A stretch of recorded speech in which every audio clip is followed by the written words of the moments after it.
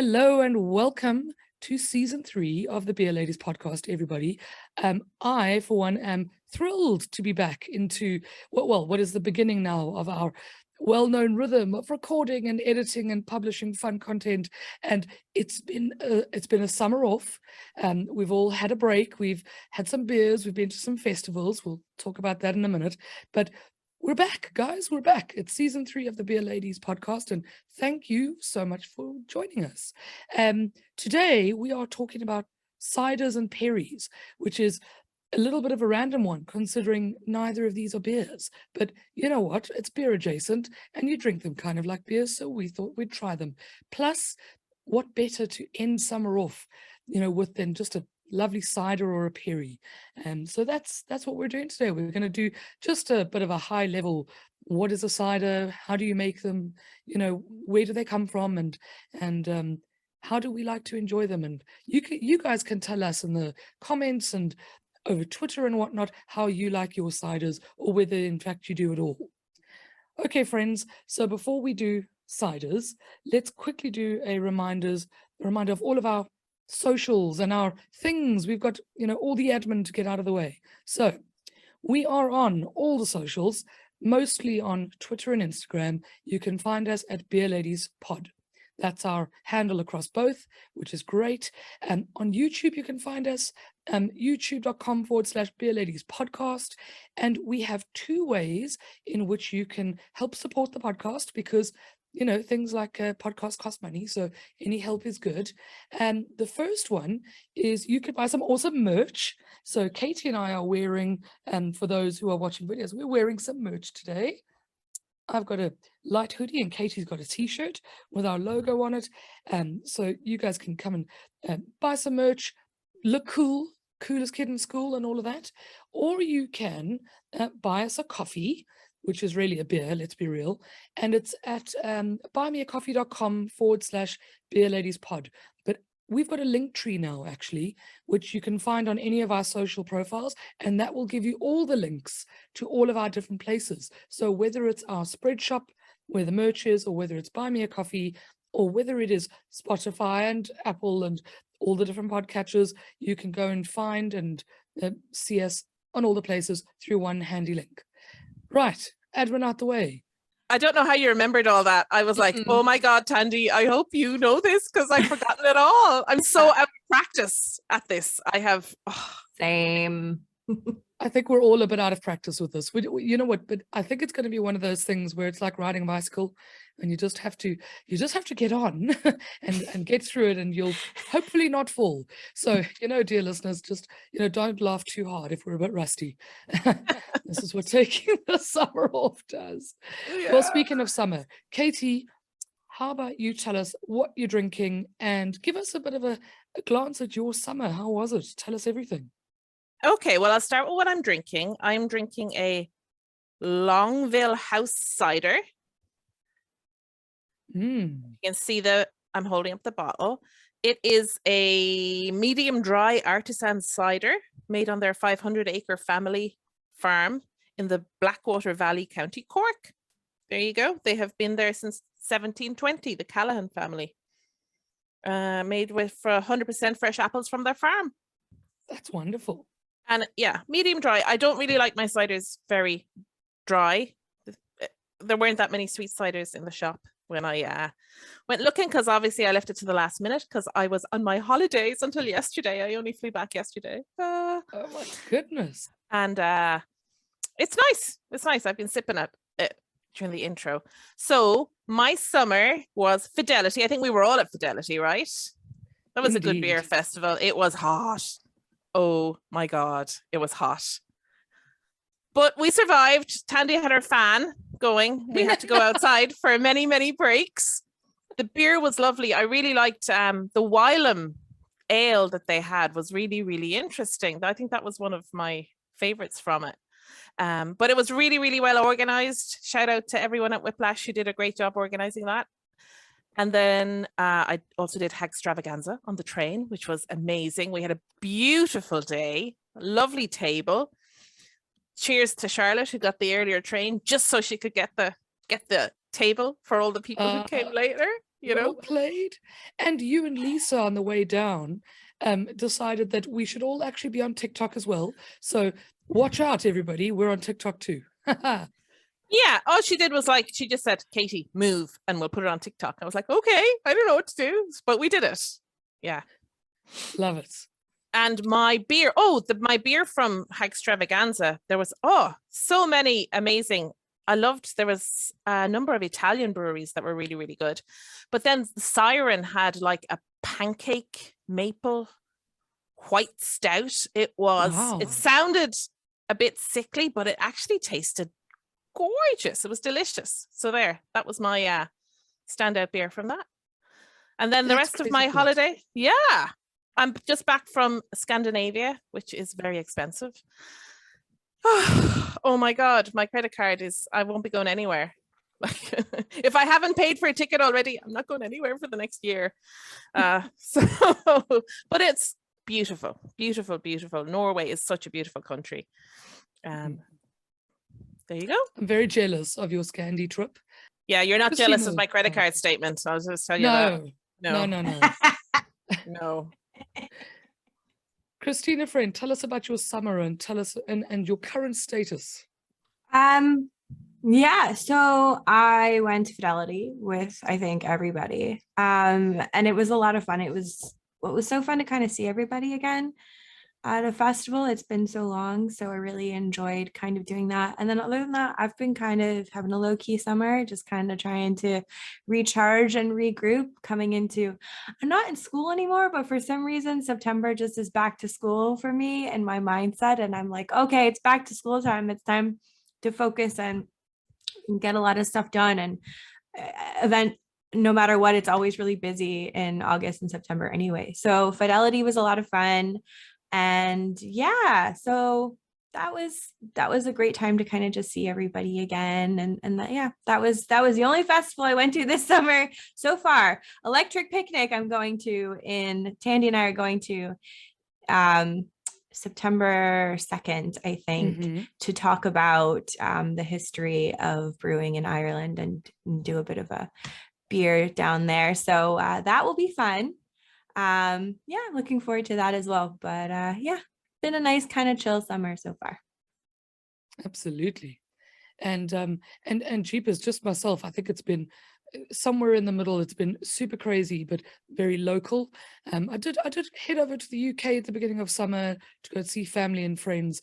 In fact, I did that twice. Somehow I did the UK twice, and stayed mostly local. I've been to Kilkenny recently. Did some road trips around the Wicklow Mountains, and all around locally. I've had some family staying over, but only two beer fests for me. So the first one was the Mullingar, the Wild Beer Festival there, and I caught up with Bean and Erica, so co-hosts from season 2, over there in Mullingar, which was really fun.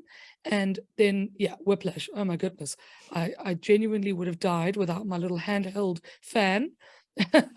And everybody who was behind me was trying to get some of the cool blowing air in it, but I think we all sweated out more beer than we drank that day, but it was so fun.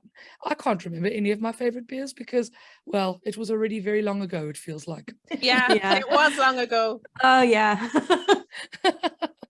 No, it's been a good one.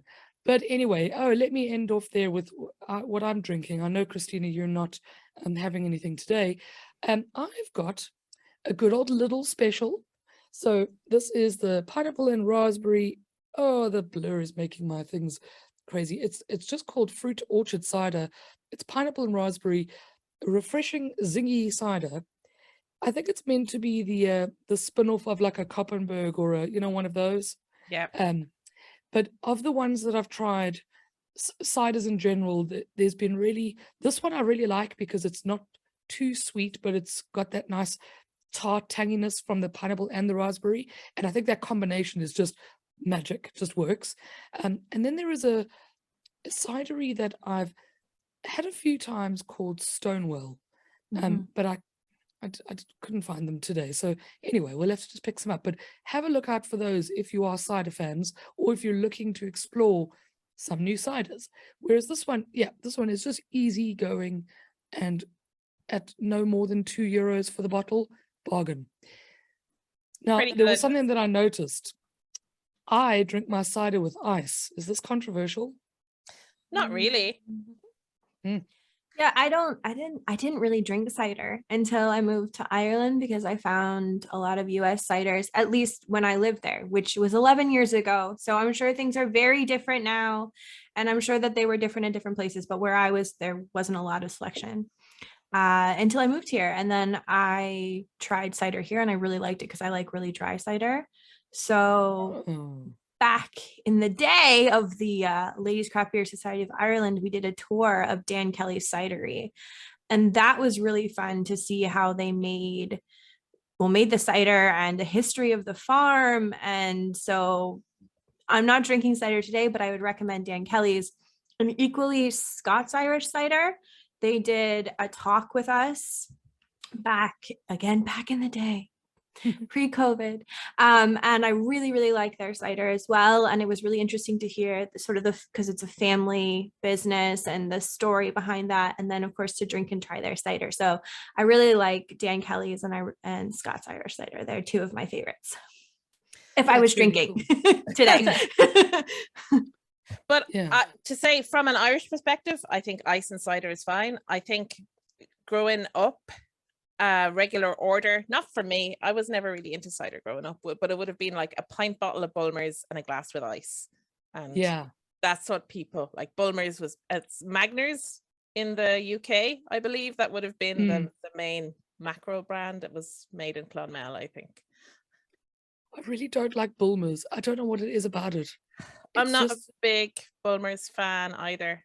I don't know. I think never. There's too much sulfur or something. There's just something about it that I'm not a fan of. Yeah, and another from my youth, I think Ritz was a Perry. Ritz was a bottled thing that you drank when you were like 15 at the disco that you weren't supposed to be at because you were snuck in with your sister's ID or something like that. But yeah, it was horrible. It was so sweet and horrible. Too sweet. Yeah, absolutely. Now, we've thrown some terms around, cider and perry and all these different things, but I think it's maybe worth it now to just give a little bit of a definition to them. So for anybody that doesn't know, and I'm sure there's loads of people who don't really know, but a cider and a perry are both two types of fruit fermentations. So a cider is an alcoholic beverage that's made from apples, and perries are made from pears, but they're effectively very similar. It's just that their base fruit is different. So basically, if you like the flavor of apple more than pears, probably try a cider. If you like pears more than apples, try a perry, or try both, because they're both really interesting and cool. You don't see as many perries as you do see ciders. I don't know if you ladies have seen differently, but probably for every 6 ciders, I see 1 perry, maybe. So they're not as common here. Yeah, I wouldn't have noticed very many perries at all. I don't know. Yeah. And then what is kind of interesting now about both of these styles is that they're made similarly to wine, and obviously that's because of a fruit base. There's a specific cider yeast that you'd use when you're making cider or perry, and it's very similar to making wine with grapes. So you press the fruit, and then you treat it in a number of ways to make sure that it's going to be well preserved, and so that you get the right acidity, the right level of tannins, which is almost that dryness that you could get from like tea bags and stuff, that flavor. So you aim for the right level of acidity, the right sort of level of tannins, and then you go and ferment it. You ferment it for anything between 5 and 15 or 20 days, and that's the hard work done.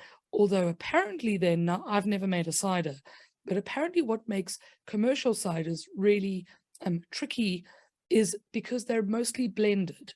So similar to some wines and similar to Belgian lambics and wild style beers, because your crop is not going to be the same or taste the same every year, they rely on blended varieties or blending different vintages to give you something that is consistent and tasty. But you can also... I didn't know that. I have already learned something new. Today we learned. Yeah. So yeah, so blending is sort of the magic part of making a cider. It's it's the skill is really in the blending. Now a lot of people when they're making cider will, depending on how alcoholic you want it, you can add more sugar or you can add more water, to dilute or to increase the sugar content. But most ciders are between 4 and 5.5%.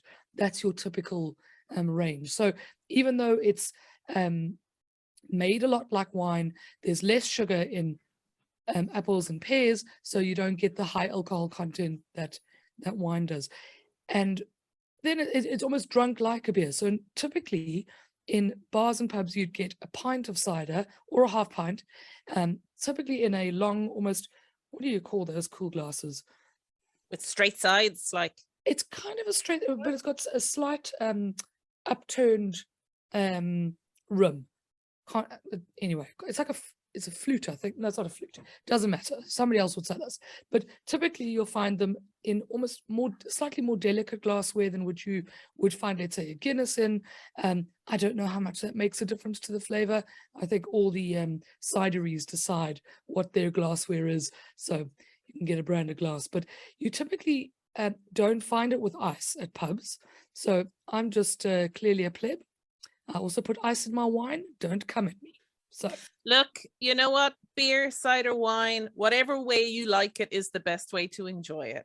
Yeah. You know? Honestly, life is too short. Drink and eat what you like. Absolutely. Yes. So there's a number of other ways that cider can be made differently, or that you can distinguish different ciders. You can barrel age them. You can add other fruits as well. So if your base is apple and you add, like in my case, pineapple and raspberry, it's still a cider. It's just got those additions. And I guess you could be really, really creative with what you're doing. It's just about minding the acidity and the tannins and the sugar levels, and that balance is key to making cider, as it is with beer. Although I think you can taste it a little easier in cider straight away, even before it's fermented. There you go. There you yeah. are. And I was looking into all the different types of cider and I was like, how the hell do I categorize them? So I suppose, yeah, we can start with how they taste. So you have dry ciders, you have medium and then sweet, I suppose. So there's a range. You can get very dry ones, which Christina, you were saying that the ones in Ireland are a lot drier than the ones in the US that you were used to. That they used to be. I'm sure that's not the case anymore. Yeah. But the ones that I didn't have really access to craft ones, so it was just the mainstream ones, which tend to be sweeter. So that's probably not a crafty thing. That's just what was there. But that was, again, years and years and years ago. Yeah. And then you can categorize your ciders based on your apples. So New World ciders are new apples, and then heritage ciders are made from heritage apples. There you go. What is the difference between a heritage apple and a new apple? Is it just older varieties? Yeah, I believe so. So you would not find heritage apples in your local supermarket today or your grocery store. And they're specifically grown for cider, kind of. So like this one, they name the apple varieties. So it's Dabinet, I think that's French, and Michelin apples. So I know Dabinet is a French heritage one because I did a little bit of research before this episode. Very little amount of research, but a little. But you can make cider from like Fuji or Gala, and they would be New World or contemporary ciders, I suppose. And then you can kind of classify your ciders based on where they're made. So an English cider will use English apples, but if you make it, well, I suppose they're not categorized by where they're made, but they're categorized by the country where the apples originally grew. So you can make an English cider by using English apples, and French ciders by using French apples. And I think England, France, Ireland, I think have a bit of a history there with cider, more so I think than the US and other parts of the world, definitely. What was interesting when I was looking up a little bit on this was I mean, look, this is straight from Wikipedia. So, once again, not sure how accurate it is, but there was a broad distinction between French ciders being, or French style ciders being slightly sweeter and English ciders being quite dry. And that probably fits at least my own experience with trying English and Irish ciders being quite dry, whereas I've always preferred them slightly sweeter. But I think that you also get them in different carbonation levels. So, Yeah. I mean, naturally they won't be carbonated, just like beer isn't carbonated before you either bottle condition it or carbonate it through forced carbonation in a keg. Same thing with cider. So you also get cider that is flat, and that's the kind of cider that you'd probably also use for warm cider. And then you've got medium or high carbonation, or low or medium, whichever the other two categories are. But there are 3 categories of carbonation, and one of them is actually uncarbonated, and that's kind of cool. It's just like an alcoholic apple juice with no fizz, right? Yep, it's exactly what it is. And exactly then if you want to increase the sugar content, you can freeze your apples beforehand and make ice cider. So they're stronger because you've kind of freezing it apparently concentrates the sugars. And you also get apple wine, which is, I think, German Apfelwein, which is, I can't remember. It's a little bit stronger as well in sugar. I don't know if they add extra sugar, if they do something. I can't remember. I think they do. I think they do. Yeah. Just to bump it up. Yeah. You can add whatever you want, like Thandi was saying. Actually, I was in the O'Brien's in Lucan today, and I was looking, and they actually had, it was Legacy cider. It's an Irish craft cider, but they had a mulled cider. So it's like you heat this up. So mulled cider, you would kind of maybe add cinnamon to that. That would be a good flavor that would be added to a cider. Whereas if you want it more refreshing for the summer, like Thandi is having, you would add raspberry and pineapple or strawberry. It's funny to me because growing up in the States, cider is non-alcoholic and hard cider is alcoholic. So we have apple juice and apple cider and then hard cider. So they're 3 different things. And so cider, which is non-alcoholic, when I was growing up, would then be mulled. Like you'd go apple picking in the fall, or your typical fall activities, and you'd get mulled cider, which you could have hot or cold. And then my favorite was apple cider donuts, which are just delicious. And I cannot wait to make them this fall. But yeah, so I really like non-alcoholic mulled cider as well as alcoholic mulled cider. Both are really nice. But as a kid, non-alcoholic mulled cider. So how does non-alcoholic cider different from apple juice? It's cloudy. I don't think it's filtered. So honestly, this is with no evidence whatsoever, completely Christina's anecdata. And I'm sure someone will tell me that I'm totally wrong or right. I have done no research into this. I don't know. This is purely on taste. So for me, when I go to the shops here and drink apple juice, it tastes like apple cider does at home, like very similar to it. So apple cider in the US is a bit darker. It's almost like a tawny brownish color, at least where I was growing up. Now, again, this was back in the 80s and 90s, so things might be very different. And I'm sure it's different in different places. But I remember apple cider when I was growing up being like a tawny color, cloudy, and really like just better. Whereas apple juice was sweeter, like really sweet, clear, the same kind of tawny color, but like clear and lighter. And I just always remember getting apple cider just really only in fall. But again, that was forever ago. Whereas here, so when I make apple cider donuts or muffins or whatever here, I just grab apple juice, cloudy apple, whatever from the shop, and it does the same job. So it might just be some kinds of American apple juice might just be different. No, I know you can get like pressed apple juice here, where they don't remove whatever little bits of the pulp or whatever are left behind. I do have an apple juice connoisseur in the next room. He does like his apple juice. When we travel around Ireland, actually, you can pick up different types of the clear one, the filtered clear one, or the cloudy one with a little bit of the sediment and things like that in it. Yeah. But Christina, when you are making those donuts, you have to let me know, and I'm going to be there. Oh, Yes, totally. okay. We'll have to do like a Halloween thing, and I'll make apple cider donuts and some other fall sort of things that I like to make. But yeah, so I don't know. I'm sure that someone knows that there's probably very strong, like clear differences between apple juice and apple cider and hard apple cider in the US. But yeah, I just remember getting it cloudy and fresh. It was pressed, so basically just like cloudy apple juice. But it's delicious, and yeah, and it's just so nice I can get that here in the shops all the time. It's one of my favorite things. And I'm going to say something very controversial and say that I think I would prefer apple donuts to pumpkin donuts. Me too. Pumpkin spice donuts. Oh, In fairness, they're delicious, so I think what I'm gonna have to do is make both for you all. I'll make pumpkin cake and apple cider donuts.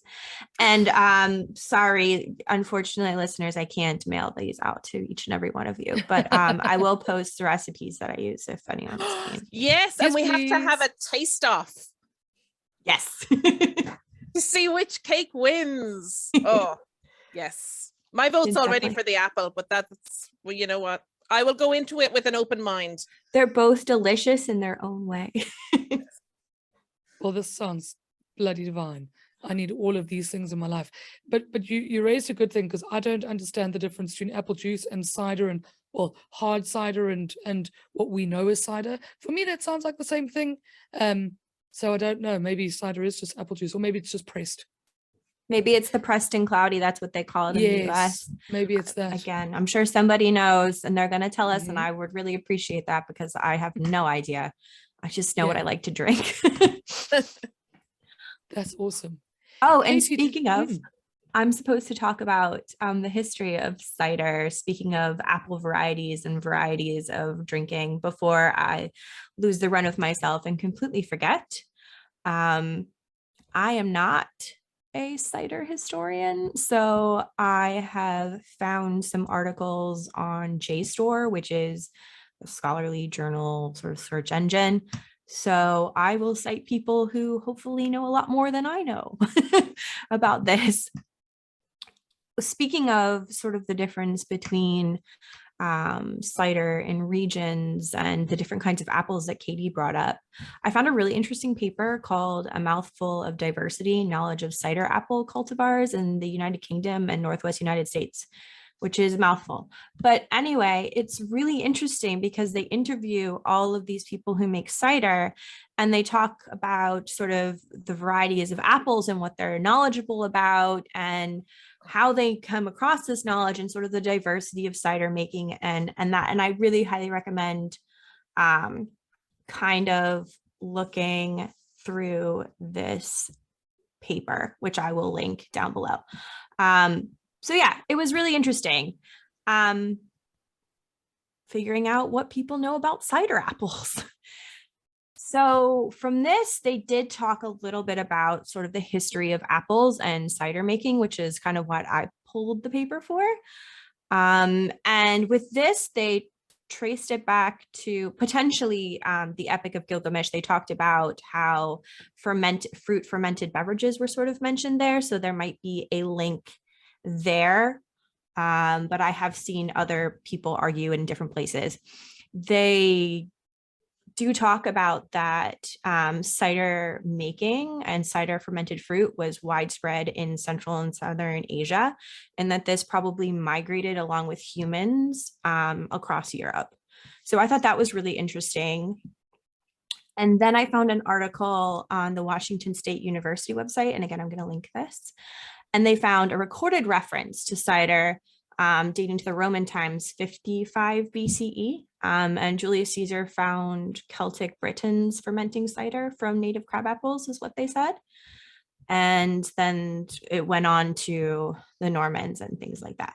But we're in Ireland. So I thought perhaps the most important thing would be, let's talk a little bit about cider in Ireland. I'm sure that there are experts on this and I would love to hear from them. And I would love to get more information because I found a bit, but not as much as I would like. I would really be interested in kind of digging into this kind of stuff. So I know that apples have been mentioned when I was studying or working on my Irish beer history book. I've come across apples just being mentioned. In the Tyne, for example, they talk about apples.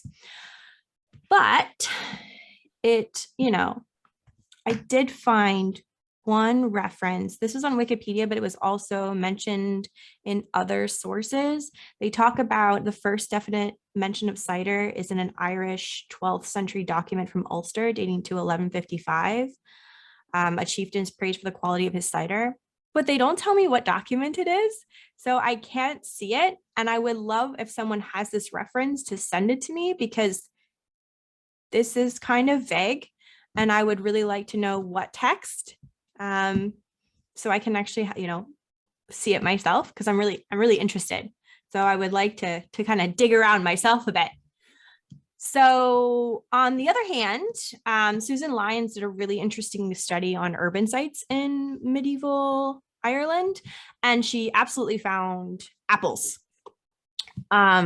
She found fruits are really easy to find, she said, because their seeds remain. So she found evidence of apples on Fishamble and Wine Tavern streets, including cherries, sloes, rose, rowan, blackberry, bilberry, haws, and apples are all commonly recorded in seed form. Quote, is what she found, which I think is really interesting, particularly if they're on Wine Tavern Street, which is, of course, a tavern street, which had beer, or I should say ale in this period, and also wine. So perhaps there was cider being made or sold there as well. This is pure speculation and conjecture. I have nothing to support that besides this. But I thought that was really very interesting in terms of archaeological evidence. Now, moving forward in time, we start to see more and more evidence of cider. So a man named Richard Pocock, toured Ireland, Pococké, toured Ireland in 1752, and he found quite a few places that were making cider. So he tells us that he came across this really old castle called Palace with a village near it of the same name. And I'm quoting him now. To the southwest of which Mr. Berry has begun a new town called Newmarket and is endeavoring to establish a market there. Well, I think the clue is perhaps in the name. And then he tells us, I soon came to Shannon Grove, where Mr. Berry has made fine plantations and enclosures. The first thing that offers is a fine orchard with a cider house built in elegant taste. So I thought that was interesting. And then he goes on to tell us that he was somewhere else wandering about. And he also found another place that was known for their cider. So at New Alfane is a quarry of black and white marble, and a little below it at Toreen, Mr. Nettles is a marble of many colors, mostly brown, white, and blue. This place is also famous for cider. There you go. The plantation of apples having been made in these parts by the tenants of the Earl of Cork. So cool. That's and interesting. I'd say the Shannon Grove references to around the Shannon. I think Palace, I know there's a few palaces around Limerick, so I'd say that's roughly geographically where that is. Yeah, he's definitely commanding a view of the Shannon, a fine country on the other side between the Great Bay of the North and Limerick. So that's definitely what he's talking about. And then the second place, I guess, is probably around Cork. Yeah. It's Earl of Cork. And I'm sure that I'm sure it probably names it specifically, but I just pulled the sections with the cider references. So I thought that was really interesting that, he's touring around and he actually is calling out these places in Ireland that are known for cider. And this is, as I said, 1752 that he's doing this tour, or he's writing about the tour. So yeah, I thought that was pretty cool. Oh no, it says here, County Waterford is where the second place was. Alfane, okay. County Waterford. So yeah, That's I thought that was cool. pretty cool. I still would love to know which came first, wine, beer, or now is cider a contender? Who knows? Yeah, because it's like everything that I've read is that the origins itself are really murky. No one knows exactly when and by who. But yeah, I mean, humans have been fermenting alcoholic beverages for millennia. So I do kind of wonder what came first, or perhaps they all came in their own time in different places, and then the knowledge sort of spread. Because like apples would be quite indigenous to Ireland, whereas hops would not be. So yeah, depending on what you had around you would probably determine what came first in that area. Yeah, and I mean, they made ale here without hops for years and years and years, and so the inclusion of like herbs and hops and stuff, yeah, it's an interesting phenomenon. You don't have to have, you have lots of ales that are not hopped, or, did they use herbs? When did they use herbs? How did they use herbs? I mean, historians love to argue about this. We're still arguing about it. We'll probably still be arguing about it for, years and years to come. But I think it's really interesting, That is interesting. Goodness. Well, what we then just know, and it's the same with beer or ale anyway, we've had these beverages for hundreds of years, if not many, many, many, many thousands of years. We just don't know exactly when.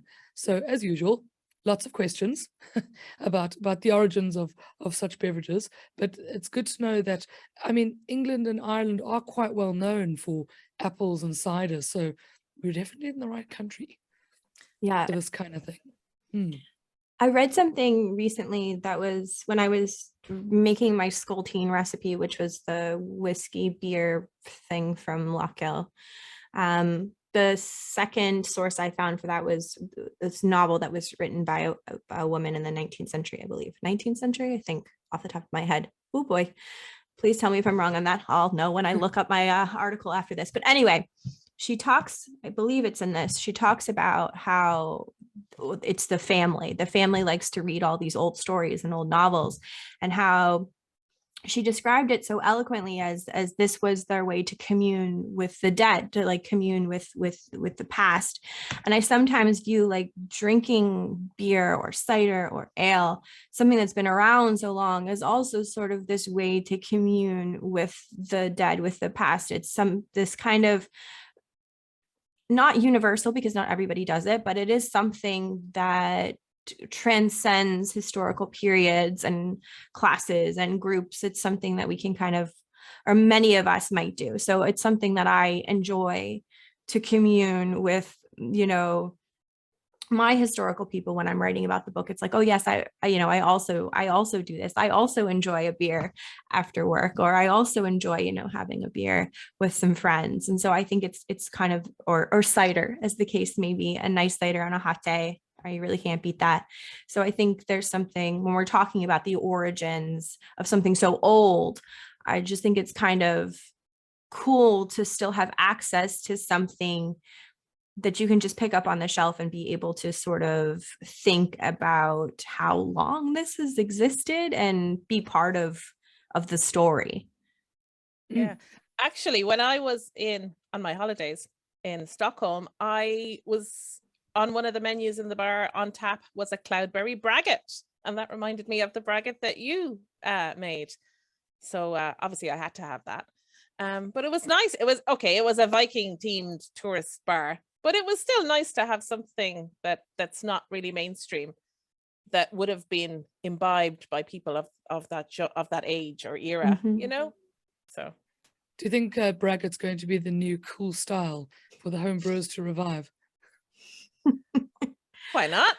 I just like, I'm interested in both historically, historical recipes, and also sort of the modern interpretation, which is that mead and ale hybrid. I think both are really cool. And I'd like to see more.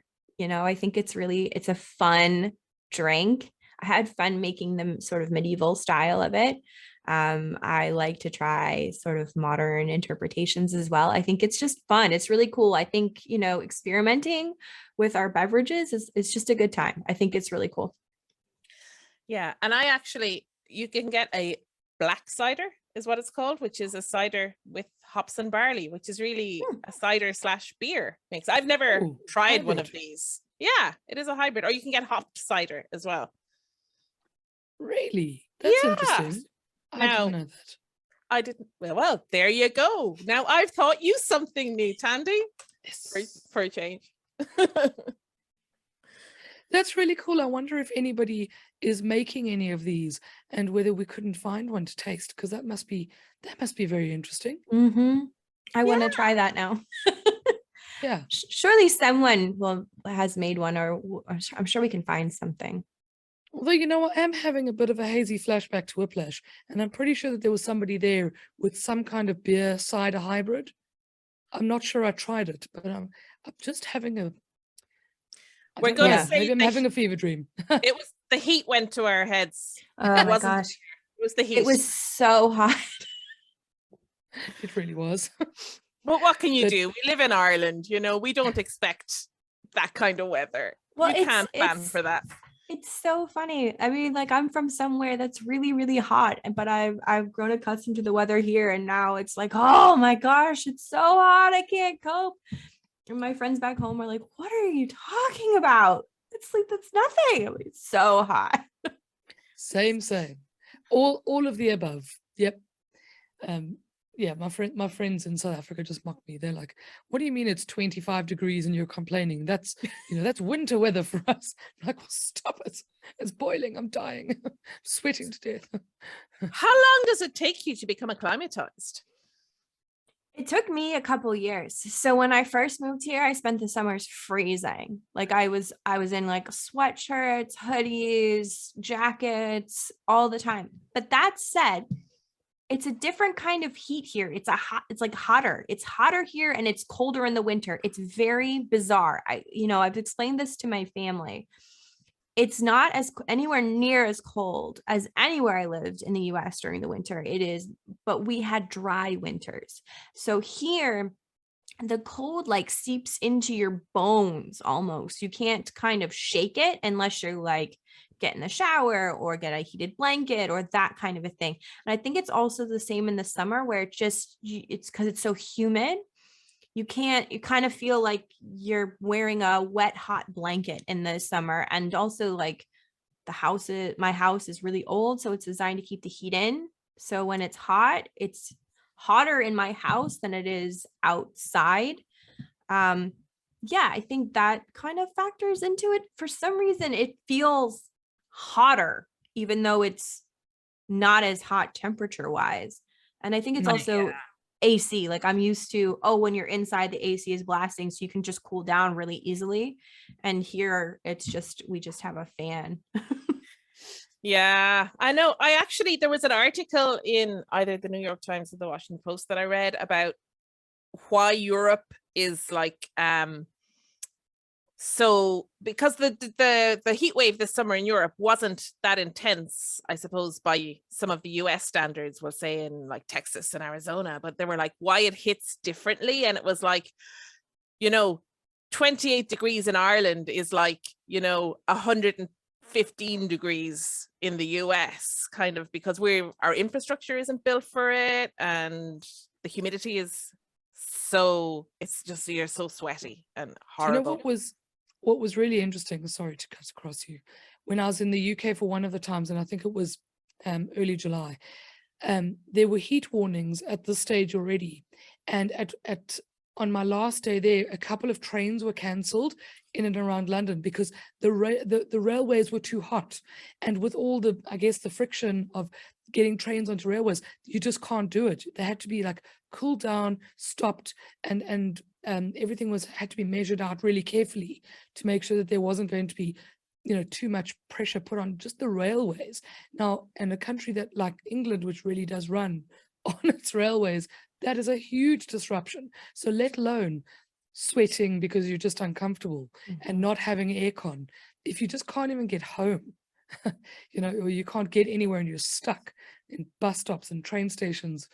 Ugh, dreadful. And some of the airport land, like the runways started to melt. We're just not built for this weather. It's like, Oh my God. But yeah, I totally agree about the cold as well. I think it's the wind and the rain. The wind is just, it just pushes the coldness into your bones. I remember getting a plane from Berlin home one Christmas, and it was -16 in Berlin. And yeah, it was cold. It was snowing. It was cold. I got to Shannon and it was like 7 degrees. And oh my God, I just felt like I was shivering, and for the wind and the rain and the moisture, it was just like, absolutely horrible. It felt colder to me, the human, even though the physical temperature wasn't colder. Anyway, that's my little story. Back to cider.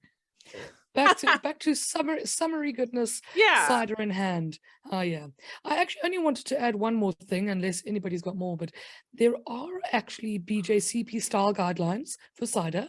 So if anybody's interested in knowing, there are 2 kind of main categories, and one is a standard cider or perry, and the other one is a speciality cider or perry.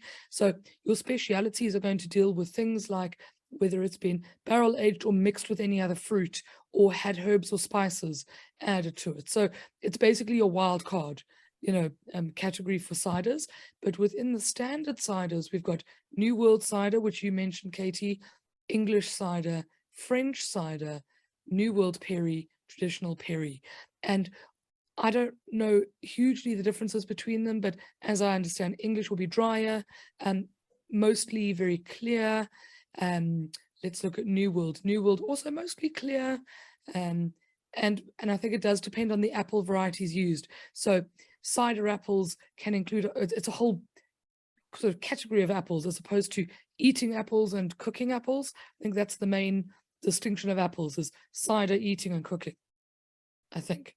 But yes, so all these different styles of apples, and I guess it comes down to blending and cultivars and years and vintages and all the things that I don't know a huge amount about, but it's fun. I like to drink cider. Do you guys like cider, and how often? Cider wouldn't be my go-to drink at all, to be honest. But I really enjoyed this. I don't know. Maybe I'm still in my holiday spirit. I don't know. I'm more into beer. I don't know. It's nice. It's really nice. I have a tendency to forget that cider is an option. It slips my mind. Like I just am like, okay, what kind of beer, what's local? And then I forget that, oh yes, here's cider. And then when I drink cider, I'm always very happy to drink it. If I get a nice dry cider or a medium cider, I'm usually very, very happy Christina. But I have a tendency to forget that it's an option. And maybe this episode will help remind me, when I'm at the shop the next time to pick up some cider, because I do really like it, especially when it's hot out on a hot day. A nice cider, it's chef's kiss, glorious. So I just think I need to remember that cider is also an option. Yes, I hear you. I feel like I don't always prioritize ciders as well, but funny enough, I will sometimes buy 1 or 2 ciders because I know I can drink them with ice while the rest of my beers cool down. So they're like it's my transition drink. That's a strategic buy, isn't it? Smart. Yeah. If ever there was one, you are smart. What would be smart was just actually not having to, go to the shops every damn day. Not every day, but for something that sits on a warm shelf, and actually stocking things at home. So buying them more in bulk. But, if it's there, I'm going to drink it. So I have to regulate that. So anyway, yes, cider is sometimes good for that for me. Very good. And can I ask, I don't know if you looked into this or not, Thandi, is like, they're just one main cider yeast, or are there different cider yeasts? Like you've different. I'd imagine that there are different ones, because they'll have to have different attenuations. Because I don't think the dryness just comes from the variety of apple. I think it comes from the yeast as well. So okay. I would assume, but I didn't look too much into it. That being said, I have found a few links on how to make cider, and can find some recipes or some links to recipes. We'll add those into the show notes. So if anybody wants to make cider, at least start with one of these links and see how you get on. And maybe I'll make cider at some stage. That would be nice. Sorry, I just remembered that I think Kinnegar actually made a cider beer hybrid, maybe with Dan Kelly's. I might have made that up, but I feel like they might have made one back in the day. I don't know if it's still available, but I think they did, which was interesting. That'd be cool to try, just to try for science, you know? Yeah. I think it's, yeah. Or maybe it was a sour. It was some kind of, yes, they did. They made one. Sorry, I'm looking this up. They made an apple sour with juice from Dan Kelly's, I think. Yes. That's so cool. Good memory. I don't remember what it's called. I just found it. I'm sure it's on the thing, but yeah, I do remember that. And I just saw that they did make one, but I didn't see the name. But yeah. So I'm sure that they're not the only ones. So I'm sure there's other ones. But yeah, I think that was, I don't remember what it tastes like. I'm sure it was cool. So yeah, more of those. More of those. And I do believe it's now, it's at this time of year where you'd get a lot of apple picking happening and your ciders will start coming in. Well, people who do make homemade cider tend to start doing it around this time with all the harvests. So if anybody wants to make a cider, could I come and watch? And I also discovered in my research thing, that Scrumpy, so Scrumpy Jack would have been a known brand of cider, but a Scrumpy cider is basically a cider made with apples that you picked off the ground. Oh. There you go. Specifically off the ground, so not from a tree. Well, they obviously fell from a tree at one stage, but I didn't know that. I was like, oh, that's interesting little tidbit. That is very cool. Unless the website was wrong. So anyway, could be. Yeah. I'm going to go with it anyway, Well, why let the truth get in the way of a good story, right? Exactly. The historian is shaking her head vehemently at us. That was a joke. Anyway, friends, let's wrap up on cider. We're all, every now and then enjoying one. Maybe we'll enjoy one or two more. And tell us what you all at home think of cider. Tell us whether you love them, whether you ignore them, whether you forget about them, or whether you brew your own or make your own. We'd love to hear it. And a very final reminder of our socials. We're at Beer Ladies Pod just about everywhere.